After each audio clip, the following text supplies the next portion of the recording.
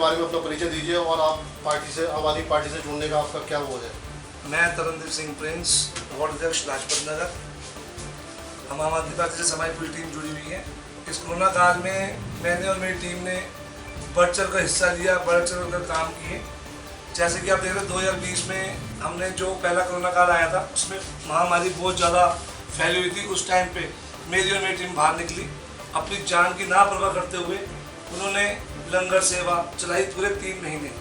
जो 3 महीने कोरोना काल में लंगर सेवा हमारी चालू हुई, उसके बाद जब कुछ थमने के बाद फिर दूसरी बार जब कोरोना का ये काल आया उसमें भी हमारी टीम गैस के, आपको जैसे कि आप सबको पता होगा पूरी दुनिया की गैस की बहुत महामारी हो रही थी, बहुत कमी हो रही थी। उस काल में हम हमारी टीम और जाके बठिंडा से जाके हम बठिंडा जा रहे थे, वहाँ से गैस ला रहे थे, लोगों की सेवा में लगे हुए थे।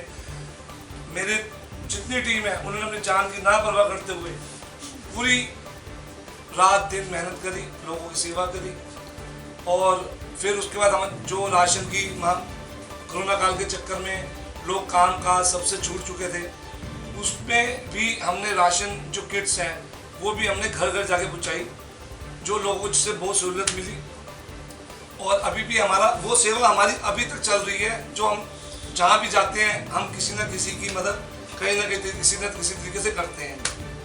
जी सर, अभी जो सुना है हमने कि एमसीडी चुनाव में जो अभी बीजेपी है और इसमें काफ़ी हमने सुना है कि भ्रष्टाचार बहुत हो रहा है और कई बार जो एमसीडी के कर्मचारी हैं उनको सैलरी भी नहीं मिल पाती कई महीनों तक। तो इसमें जब आपकी पार्टी आएगी तो आप कैसे उसको हैंडल करेंगे सर? कैसे भ्रष्टाचार खत्म करेंगे और जो ये जो समस्या है सैलरी की, इसको कैसे दूर करा जाएगा सर? बिल्कुल जी बिल्कुल, जैसे आपने सही बात कही कि जो भ्रष्टाचार बीजेपी का बहुत फैला हुआ है उसको रोकने के लिए हमारी आम आदमी पार्टी ने बड़ी अभी इसका हमने मीटिंग्स ली थी, बहुत चीज़ें करी हैं। जैसे कि आपने बताया, जैसे 200 करोड़ का घपला, जमीन की जो ज़मीनें ये सस्ते रेटों पे बेच रहे हैं, इनकी कोई सीमा नहीं है चोरी करने में, इन्होंने हद मचा रखी है। और हमारी आम आदमी पार्टी केजरीवाल जी ने जो आज तक देखो कितनी स्कीमें चलाई, जो अभी तक जो टैक्स इन्होंने वसूले हैं लोगों से, उसके बावजूद हमारे केजरीवाल जी, हमारे जो सीएम केजरीवाल जी हैं, उन्होंने कैमरे वसूले। उसके बाद हमारे पानी को लेकर चाहे किसी तरह की भी हो, उसको सहूलतें दी हैं लोगों को। और इन्होंने जो एक पूरे इनकी राज्य सरकार जितनी भी है इनके पास सब फंड सब ये खा रहे हैं, एमसीडी से लेकर सब इन पर आ रहे हैं। ये कर्मचारियों को तनख्वाह नहीं दे रहे। आप ये बताइए, कर्मचारियों को तनख्वाह नहीं मिल रही, काम कहाँ से होगा? हर चीज को लेकर इन्होंने इतनी भ्रष्टाचार फैला रखा है, इतना भ्रष्टाचार फैला रखा है। चाहे किसी भी जाकर आप सुन लीजिए, किसी तरह की सहूलत नहीं मिल रही, चाहे वो डॉक्टरों को लेकर हो। कोरोना काल में डॉक्टरों ने कितनी सेवा करी, उनकी तनख्वाह तक इन्होंने रोक ली।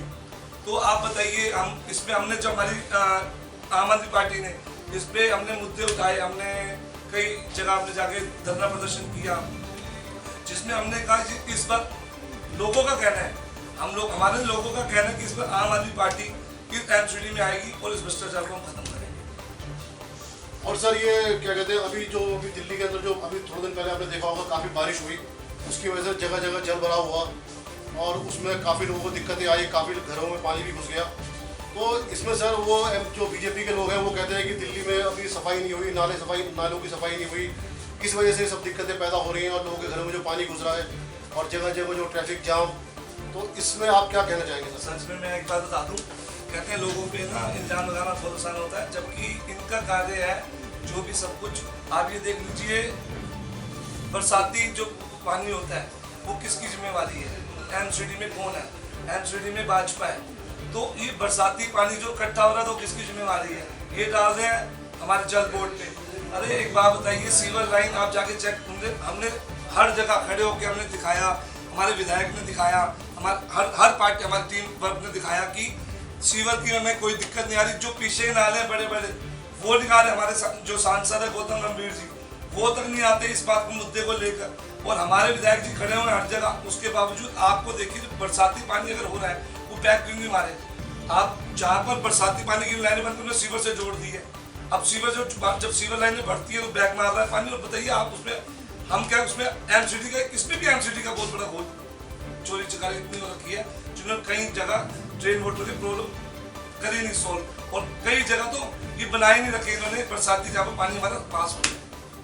अभी सर ये देखने में आता है कि अभी जगह जगह जैसे कूड़े के ढेर लगे मिलते हैं और कई बार कूड़ा नहीं भी उठ पाता, और पहले भी पास में बहुत दिक्कतें आई कूड़े की वजह से कि लोगों को जो मच्छर पैदा हुए और काफ़ी बदबू आती थी कूड़े से, तो कहीं नहीं होता था कूड़े का उठाओ, और क्या कहते हैं घरों से भी बड़ी दिक्कत आती है कूड़ा उठाने में। तो आप उसमें जब आपकी पार्टी आएगी तो आप क्या करेंगे सर उसमें? सर पार्टी तो हम तो पार्टी से तो देखो, पार्टी के जो अपने हमारे जितने भी पार्टी के हमारे जितने कार्यकर्ता हैं और जितने हमारे हम खुद कई जगह देखने हैं, उन्हें जहाँ कूड़ों का ढेर लगा हुआ है, जहाँ कूड़ों का ढेर लगा वहाँ पर हमारी टीम जाती है। अगर एमसीडी वो काम नहीं कर रही तो वो काम हम निपटाएंगे, वो काम हम करेंगे, हमारे आम आदमी पार्टी के कार्यकर्ता करेंगे। और जैसे यही चीज़ें आपको बता रहा हूँ, चाहे कूड़े को लेकर हो, चाहे पानी को लेकर हो, हर मुद्दे में बीजेपी हर जगह एमसीडी का जितना काम है, चाहे सड़कों का लेकर काम हो, जो कॉलोनी की सड़कें टूटी फूटी हैं, हर चीज़ को लेकर एमसीडी में कौन है आप ये बताइए? वही तो बोलो भाजपा। ये भाजपा जो है ये सिर्फ चोरी चिकारी के लगी हुई है और कोई इनका मुद्दा नहीं है, और सिर्फ इनको इल्ज़ाम लगाने आते हैं हमारे दिल्ली सरकार पर, क्योंकि ये दिल्ली इनसे हासिल नहीं हो रही। और हमारे केजरीवाल जी रात दिन मेहनत कर रहे हैं, हर जगह जा रहे हैं, हर जगह जो भी काम हो रहे हैं, लेकिन इनका सिर्फ मुद्दा होता है कि किस तरह हम उनके काम रोक दें। आप मुझे बताइए, सीएम जब बना है वो पब्लिक की वोट से बना, पब्लिक ने चुना है, इन्होंने उनके ऊपर एलजी बिठा दिया। आप बताइए, इनसे आप एक जरूर क्वेश्चन करेंगे, एलजी का सीएम के ऊपर बाकी राज्यों में क्यों नहीं है? सिर्फ दिल्ली में, हर चीज़ में दिल्ली में मुसीबतें आ रही हैं, क्योंकि ये काम करने नहीं दे रहे और ना काम करना चाहते हैं, ना काम करने दे रहे। अब सर जो आने वाले 5 राज्यों में चुनाव है विधानसभा के, उनको आम आदमी पार्टी कैसे देखती है और क्या स्थिति होने वाली है भविष्य में? 2022 में क्या आपके वो आएगा, उसमें क्या कहते हैं, क्या रिपोर्ट आएगी, उसमें कैसे आप जीतेंगे उस चुनाव को? सर देखिए, हम आज भी हमारे जो इलेक्शन जो चल रहे हैं, उत्तराखंड, पंजाब, आपने अभी देखा अभी आपने देखा जब बांग्लादेश में कितने मुंह तोड़ की खाई है, तो ऐसे इनको हर जगह ऐसे जवाब मिलने वाला है, हर जगह से इनको मुंह तोड़ जवाब मिलने वाला है। कहीं इनकी साइड जो सरकार है इस बार गिरेगी। सर नमस्कार, और भारत पोस्ट को भी मेरा बहुत बहुत तहे दिल से नमस्कार। और मैं अध्यक्ष हूँ जलपुरा से, वार्ड नंबर 56 है एस, वहाँ से मैं आम आदमी पार्टी से अध्यक्ष हूँ वार्ड का। सर यही तो मेरी पहचान है। बाकी सर पहचान बताने के लिए सर नेताओं को पहचान नहीं बताई जाती, उसके कार्यकाल ही बताते कि वो क्या काम करते हैं। जी जी। इस तरह से हमारे अध्यक्ष हैं भाई आनंद मिश्रा जी, भाई प्रिंस अरोड़ा जी और मैं बबलू खान, हम तीनों भी एक पार्टी को एक ऐसे सक्षम है जो पार्टी के लिए उस टाइम काम करते थे जब पार्टी में कोई लोग भी नहीं होते थे। जब आम आदमी पार्टी की बुनियाद बनी थी हमारे जंगपुरा विधानसभा के अंदर, तो उसमें हमारे बड़े भाई आनंद मिश्रा जी भी थे, और उसके बाद हम जुड़े।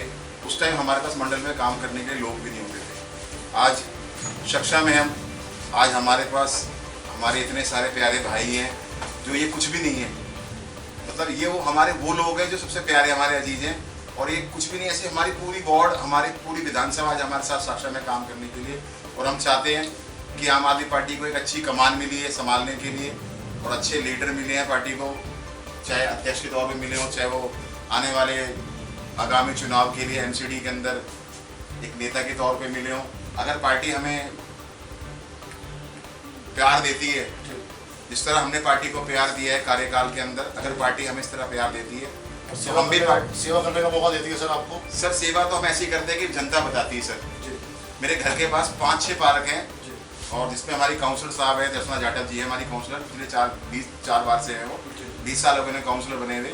मेरे घर के आसपास के पार्कों के इतने बुरे हालात है कहने की नहीं सर, और मैं फेसबुक पे लगातार डालता रहता इन चीज़ों को। आसपास के 5-6 पार्कों को मैंने बहुत अच्छे से मेंटेन भी किया है सर।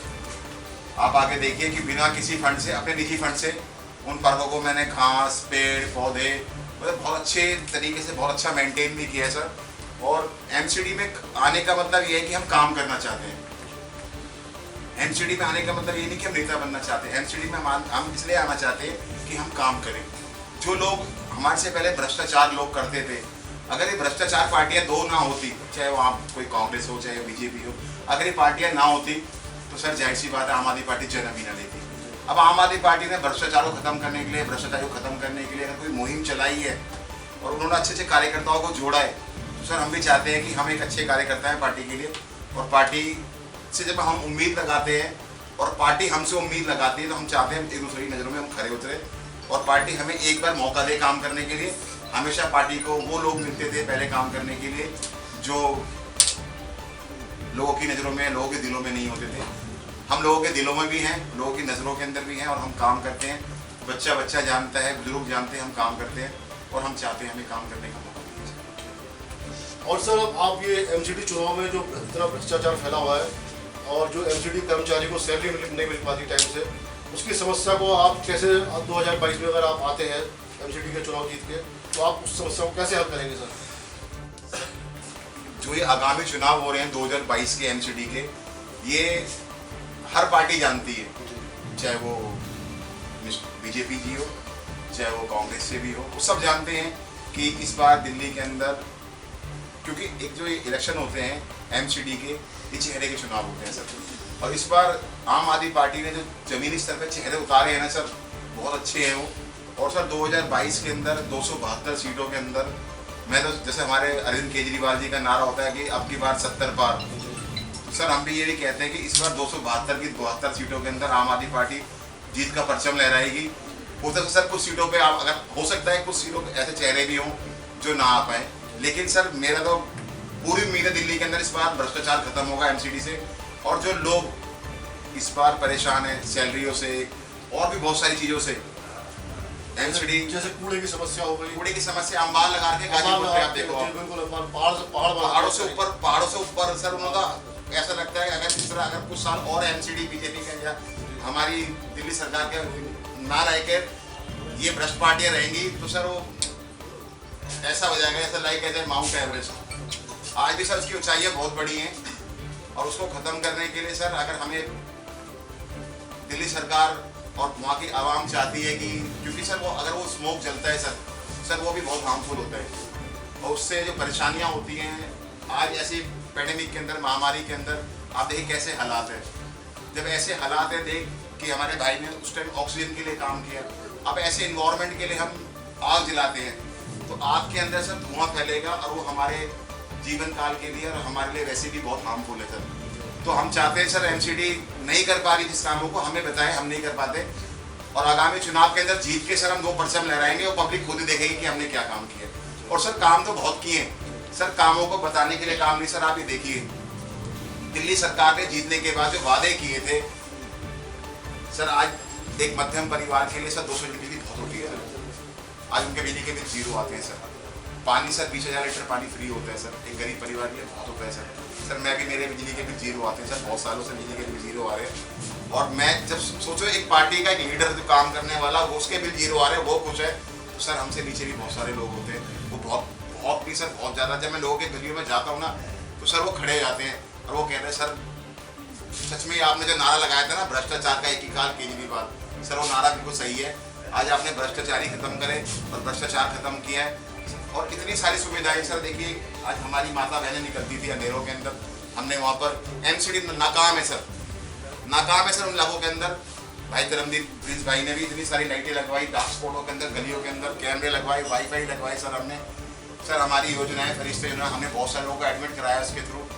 लास्ट टाइम भी आनंद भाई हमारे साथ गए थे, हमें मालूम चला, हमने भी बहुत मतलब हम सर एक मेहनत करते हैं। आप जो भी योजनाएं हमारी दिल्ली सरकार के मुख्यमंत्री अरविंद केजरीवाल जी देते हैं तो हम चाहते हैं कि उनकी योजनाओं का लाभ हमारे बंदों तक पहुँचे, उसके लिए भी हम मेहनत करते हैं। और सर जो आपने मुझसे क्वेश्चन पूछा था कि एमसीडी के अंदर जो लोगों की तनख्वाहें नहीं मिल रही हैं सर, एमसीडी के अंदर आप ये देखिए सर, एमसीडी की होर्डिंग लगाने के लिए एमसीडी के पास पैसा है सर, इतनी होर्डिंगें लगा देते हैं लोगों के पास, वो पैसा जाता कहाँ है सर? आज जो एमसीडी के जो बेचारे कर्मचारी हैं वो परेशान हैं, उनकी तनख्वाह कहाँ से ली जाएगी? तनख्वाह दो ना उनको।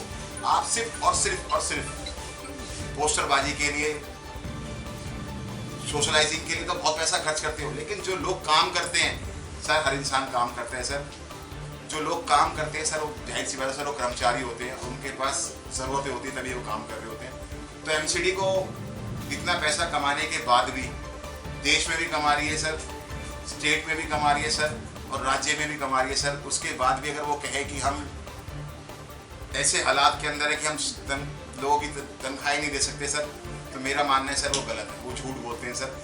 इतने सारे बोर्ड है सर, मेरी विधानसभा में 70 बोर्ड है, आप सोचो दिल्ली के अंदर कितने बोर्ड होंगे सर। अगर वो बोर्डों के पैसे मिला लेंगे ना तब भी कर्मचारियों की वेतन निकल जाएगा सर। और तो चीज़ें बहुत दूर की, इतने भ्रष्टाचार करती है एमसीडी, मकानों को बनने पर लोगों से पैसे लेती है सर, और एमसीडी के लिए हम पे पैसे नहीं है सर। एक मकान कोई भी इंसान बना के देख ले किसी भी इलाके के अंदर सर, मरे से मरा 1-1.5 लाख 2 लाख तो देना ही पड़ेगा। 1 लाख रुपये अगर आप दोगे सर, दिल्ली में कितनी डेवलपमेंट होगी है। एक लोकल इलाकों में 50-50 हज़ार रुपये, लोग पानी लगाने के 50 हज़ार रुपये, मीटर के बिजली के बिल लगाने के, और आप ही लगा लिए सर लैंटर डालने के 20,000 30,000। अगर किसी बंदे ने 5 लैंटर डाले 20,000 के एवरेज 1 लाख रुपये हो गई। अगर उस इलाकों में लैंटर डल रहे होते हैं सर, तो एमसीडी कैसे कह सकती है हमें तनख्वाह नहीं है वेतन देने के लिए। तनख्वाह तो बहुत है सर, उनका पैसा ही बहुत है, लेकिन देना नहीं चाहते। उनको पता है वो इसलिए नहीं देना चाहते, उनको पता है इस बार एमसीडी में आम आदमी आएगी, इसलिए पहले ही वो लोगों के लिए हाथ खड़े हुए हैं कि हम पे कुछ नहीं है। वो सर कुछ भी कर ले, कितने भी जतन लगा ले सर, एमसीडी वो हार चुके हैं और हारने वाले हैं। उनको खुद भी पता है सर, उनके कर्मचारियों को पता है। जो लोग एमसीडी में आज काम करते हैं, आप किसी से जाके पूछो सर कि कौन आएगा सर इस बार, कहते हैं केजरीवाल। तो जनता जानती है, कर्मचारी जानते हैं, अधिकारी जानते हैं, बड़े बड़े नेता जानते हैं कि एक ऐसा क्रांतिकारी आया है जिसने ऐसी झाड़ू बनाई है, एक एक तिनका ऐसा लगाया है झाड़ू चलाने के लिए कि सारा भ्रष्टाचारी खत्म कर दिए। कुछ दिन की बात और सर, दिल्ली के अंदर अब 5 राज्यों में जो चुनाव होने वाले हैं सर, तो उन चुनाव को आप कैसे देखते हैं कि 2022 में मतलब कहाँ खड़ी है आम आदमी पार्टी? सर आम आदमी पार्टी, मैं क्या बताऊं सर, ये तो पूरी दुनिया जानती है। पंजाब के अंदर, पंजाब में तो दिखा रहे हैं सर कि आप पूरी सीटें, सर पंजाब के अंदर सर्वे करा गया है सर, कहते हैं ना सिंग इज किंग। आज हमारे किसान इतने दिन से जमीनों पे बैठे हुए हैं बेचारे, भूखों में बैठे हुए हैं, कितने लोग शहीद हो चुके हैं वहाँ पर सर। उनका जवाब कौन देगा सर, आप मुझे बताइए। उनका जवाब देने वाला कोई नहीं, जवाबदेही कोई नहीं है सर। आप देखिए, अगर वो सुनने वाले होते ना सर तो उनकी सुनते। वो किसान जिन्होंने आपको खाना दिया, आपको अन्न दिया, आज आप खड़े हो ना सर, हम भी सब किसानों की बदौलत खड़े हैं, उन किसानों को नहीं सुन रहे। और वो सर पंजाब सर एक ऐसा राज्य है जहाँ से सर दुनिया में हर जगह कुछ ना कुछ खाद्य चीज़ें भेजी जाती हैं, और एक किसान अपनी फरियाद लेके बैठा हुआ है, जब उसको कुछ सुनने वाला ही नहीं है, तो उनको भी दिखाई दे रहा है सर। एक इंसान 12 बोलते कि ये गलत है गलत है गलत है, तो मतलब सर ये भ्रष्ट वो लोग हैं सर जिन्हें कहते हैं जुमलेबाज पब्लिक, जो कहती है वो सच में कहती है सर। आज वो सुनने को तैयार नहीं है सर पब्लिक की, तो सर आने वाले आगामी चुनाव के अंदर पब्लिक कैसे सुन लेगी उनकी सर। बबलू खान जी, मेरी ओर देखिए। जी सर। उत्तराखंड में सन 2022 में चुनाव होने वाले हैं, जी सर। ये आप भी जानते हैं और जनता भी जानती है। जी सर।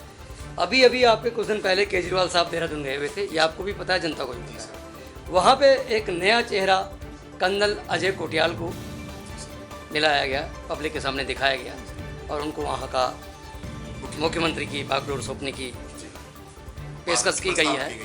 और उन्होंने ये भी वादा किया है कि अगर उत्तराखंड में आम आदमी पार्टी आती है तो 300 यूनिट बिजली फ्री की जाएगी। तो आपको क्या लगता है कि उत्तराखंड में आम आदमी पार्टी क्या इस काम को कर पाएगी? सर आम आदमी पार्टी सर जैसे जो चुनाव दिल्ली के अंदर थे वही चुनाव उत्तराखंड के अंदर है। दिल्ली के अंदर 70 सीटें थी सर, उत्तराखंड में 70 की 70 सीटें हैं। और सर जो भी अरविंद केजरीवाल जी ने कहा है, दिल्ली में भी कहा था सर 200 यूनिट बिजली फ्री दूंगा मैं अपनी जनता को। सर जो भी उन्होंने वादे किए हैं ना सर, अगर उन्होंने 300 कहा है ना सर, वो 300 देंगे। क्यों सर, एक नेता वो होता है जो काम करना चाहता है। आज उत्तराखंड के अंदर आप देखिए क्या हाल है पूरा। आम आदमी पार्टी आएगी, वहाँ पर जनता भी खुश होगी सर, वहाँ मोहल्ला क्लिनिक बनेंगे सर। वहाँ पर जो लोग परेशान होते हैं उत्तराखंड से, चंपावत से, इधर से इतनी दूर दूर तक अस्पतालों के लिए आते हैं सर, गलियों में मोहल्ला क्लिनिक बनेंगे सर उनके लिए, उनके बच्चों के लिए सुविधाएं होंगी, अच्छा स्कूल होगा, अच्छे हॉस्पिटल होंगे। सर क्यों नहीं पार्टी चाहेगी कि वहाँ जीत का परचम लहरा है। और मुख्यमंत्री से अरविंद केजरीवाल जी ने जो कहा है ना 300 यूनिट देंगे, वो देंगे सर। बबलू खान जी, जी सर। जैसे आपको पता है उत्तराखंड को बने हुए 21 साल हो चुके हैं, ये आप भी जानते हैं और जनता भी जानती है। और वहाँ के 11 मुद्दे हैं, सिर्फ 4 मुद्दों पे अभी तक काम हुआ है: शिक्षा, रोजगार, स्वास्थ्य और निवास। और बाकी मुद्दे ज्यों के त्यों पड़े हुए। जबकि आप जानते हैं मेन समस्या वहाँ रोजगार की है। पानी की है। अगर उत्तराखंड में आम आदमी की सरकार आती है तो आपके सरकार बनते ही पहले ऐसे कौन कौन से कार्य होंगे जो आपकी पार्टी करेगी? सर, आम आदमी पार्टी अगर उत्तराखंड के अंदर आती है, देखिए शिक्षा के अंदर तो बदलाव आपने खुद ही अपने मुंह से बताया है, और मेडिकल के अंदर आपने बदलाव बताए हैं, और जो वहाँ के युवा हैं वो खुद चाहते हैं कि आम आदमी पार्टी आए और उत्तराखंड में आम आदमी पार्टी काम करे। और विकास के लिए सर मैं अपने मुंह से क्या बताऊं, दिल्ली के अंदर इतने सारे जो लोग बेरोजगार थे इस कोरोना काल के अंदर, जिनकी लाखों लोगों की केंद्र सरकार ने नौकरियां छीन ली थी, हमारे दिल्ली के मुख्यमंत्री अरविंद केजरीवाल जी ने एक नई योजना बनाई, चाहे उसको सिविल डिफेंस ही कह लीजिए आप। आज उनको मार्शल बना बना के हमारी बहनों को, हमारे भाइयों को, हमारी जो उनको लगा के बसों में लगा रखा है, नई नई जगहों पे लगा रखा है सर। तो जाहिर सी बात है सर, काम करेगा। और पार्टी जिस चीज़ को हाँ करती है ना, आप ये देखिए लॉकडाउन में जब लोगों की नौकरियाँ छीनी हुई सर, तो अरविंद जी ने लोगों के लिए सोचते हुए मार्शल लगाए ना सर, बहनों के लिए इतनी सारी सुविधाएं दी सर। तो वहाँ भी इतनी सारी सुविधाएं दी जाएंगी। उसके लिए पार्टी के पास इतनी सारी रणनीतियाँ हैं, इतने सारे प्लान हैं सर। वो जीतने के बाद आप खुद देखेंगे अपनी आंखों से कि बोलने वाला काम नहीं है सर, करने वाला काम। बबलू खान जी, आपके वार्ड अध्यक्ष यहाँ आनंद मिश्रा जी मेरे साथ हैं, मेरे विधानसभा सदस्य जो विधानसभा सदस्य हैं।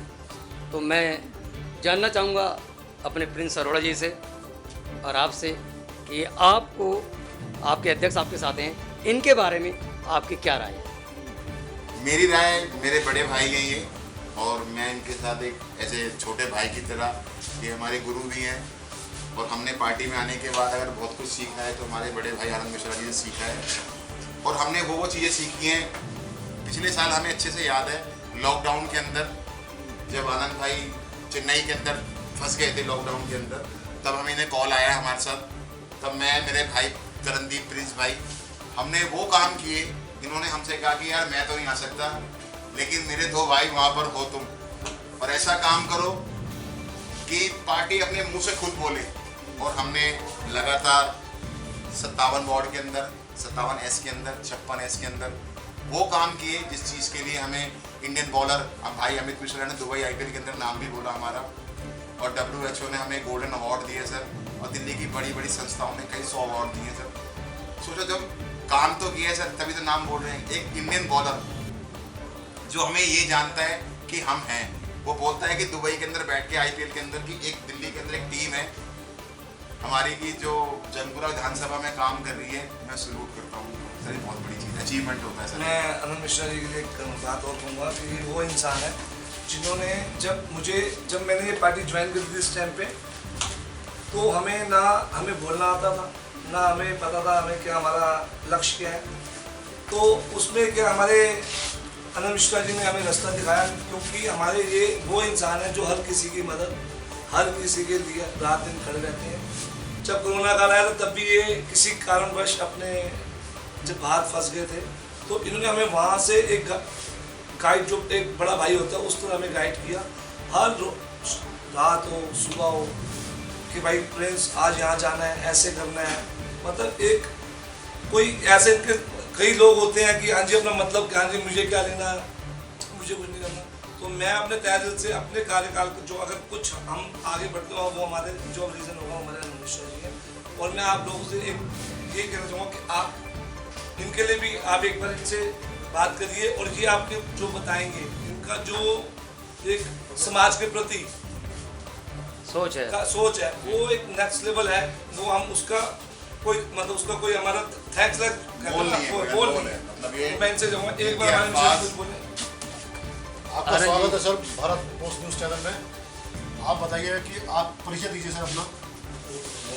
मेरा नाम आनंद मिश्रा है और मैं आम आदमी पार्टी का जंगपुरा विधानसभा अध्यक्ष हूँ। और जैसा कि आप जानते हैं, जंगपुरा विधानसभा जो है वो बहुत बड़ी विधानसभा है। दरियागंज से लेकर लाजपत नगर तक ये विधानसभा आती है, जहाँ पे 3 वार्ड आते हैं हमारे पास। दरियागंज वार्ड है जिसको वार्ड नंबर 55 बोलते हैं, सिद्धार्थनगर वार्ड है जहाँ वार्ड नंबर 56 बोलते हैं, जिसके हमारे वार्ड के प्रेसिडेंट हैं बबलू खान जी, जो अभी हमारे साथ बैठे हुए हैं। और तीसरा वार्ड जो हमारा लाजपत नगर वार्ड 57S है, जिसके हमारे ward president Tarandeep Singh prince Arora ji. ये वो कंधे हैं और जिनकी वजह से पूरी विधानसभा संभली हुई है, और विधानसभा के अंदर सारे कार्य हम बड़ी आसानी से कर पाते हैं, क्योंकि ये लोग वो शक्तिशाली टीम है जिनके भरोसे विधानसभा अच्छी चल रही है। मिश्रा जी, इससे पहले कि प्रोग्राम को मैं समाप्त करूं, और मैं जानना चाहता हूं कि आप आने वाले चुनावों में दिल्ली की जनता के लिए आपकी पार्टी और आपकी तरफ से क्या संदेश है? सिंपल एक संदेश है कि भ्रष्टाचार मुक्त दिल्ली का सपना अरविंद केजरीवाल ने देखा था, और इस बार पूरी जनता भ्रष्टाचार मुक्त एमसीडी को देखना चाहती है, क्योंकि जिस तरह से भ्रष्टाचार मोस्ट करप्ट डिपार्टमेंट जो एमसीडी को लोग बोलने लगे हैं, इस मोस्ट करप्ट डिपार्टमेंट को चेंज करके मोस्ट वैल्यूएबल डिपार्टमेंट के रूप में स्थापित करना हम लोगों का सपना है, और आम आदमी पार्टी का भी यही सपना है कि हम दिल्ली को एक बेहतरीन शहर बना पाएँ, दिल्ली को विश्व का सबसे सुंदर शहर बना पाएँ, और ये तब तक संभव नहीं है जब तक कि एमसीडी में बीजेपी को हटा के आम आदमी पार्टी नहीं है। आपने भारत पोस्ट के लिए समय निकाला, और हम भविष्य में कामना करेंगे कि आप इस बार से जीतें, और बहुत बहुत धन्यवाद आपका। हम चलते हैं अपने स्टूडियो की तरफ।